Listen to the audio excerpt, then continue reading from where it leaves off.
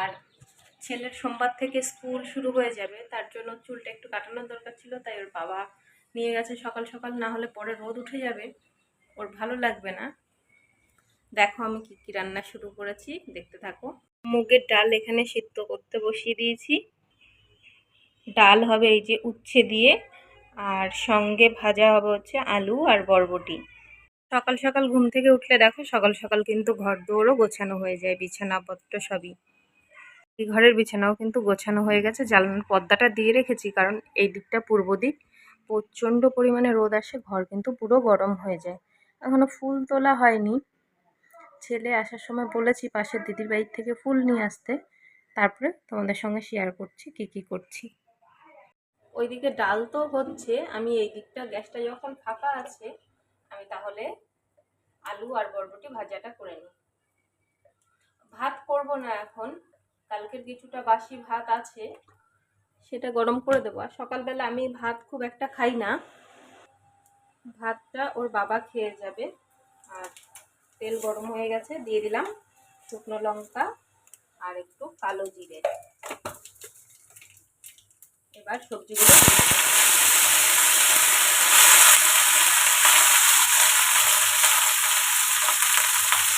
দিয়ে দেবো, নুন,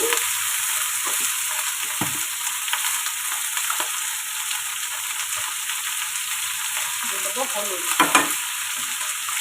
হলুদটা ছুরি দিয়ে দিলাম কারণ হলুদটা না ভর্তি করেছি,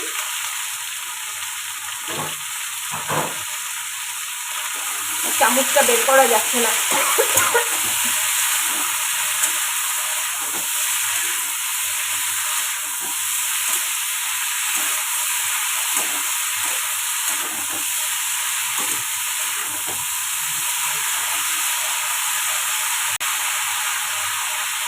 আর দিয়ে দেবো দুটো কাঁচা লঙ্কা, লাল লাল লঙ্কা, কারণ ওর বাবা আবার তেলা আছে, সবুজ দিয়ে দেবো, তারপরে কামড়ে খেয়ে নেবে। আর একটু ঢাকনা চাপা দিয়ে রাখবো, তারপরে ঢাকনা খুলে ভাজা ভাজা করে নেবো। কতক্ষণ, কখন গেছো? ফুল নিয়ে এসছো, জালনাতে রেখে দাও।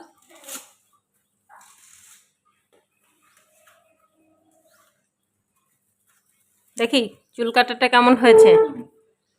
বাহ, এই তো গুড বয় লাগছে, রেখে দাও ওখানে। হ্যাঁ, কি এনেছো? ঠিক আছে, শুধু ঘর নোংরা করার জিনিস নিয়ে নিয়ে চলে আসবা। ঠিক আছে বাবা, খাবার দিয়েছি, খেতে আসো। খেতে দিয়েছি, খেতে আসো।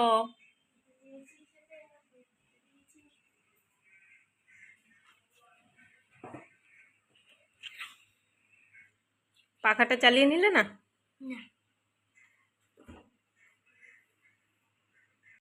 এখানে দুপুরে রান্নার জন্য চালটা ভিজিয়ে রেখেছি ধুয়ে। আর ছেলের বাবা গেছিল ছেলেকে নিয়ে, তখন নিয়ে এসছে মাছ, বাটা মাছ করবো আজকে, 6টা নিয়ে নেব বাটা মাছ। আর এনেছে হচ্ছে লোটে মাছ, লোটে মাছগুলো আমি টিফিন বক্সে করে রেখে দেবো কালকের জন্য।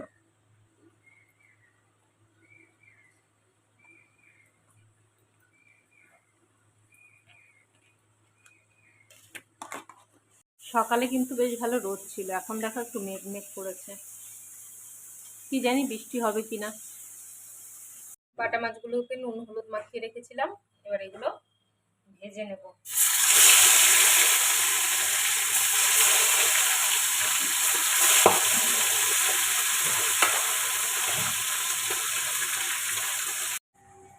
অন্যদিন খাই না, আজ অল্প কটা ভাত আছে তাই ভাবছি একটু খেয়ে নিই।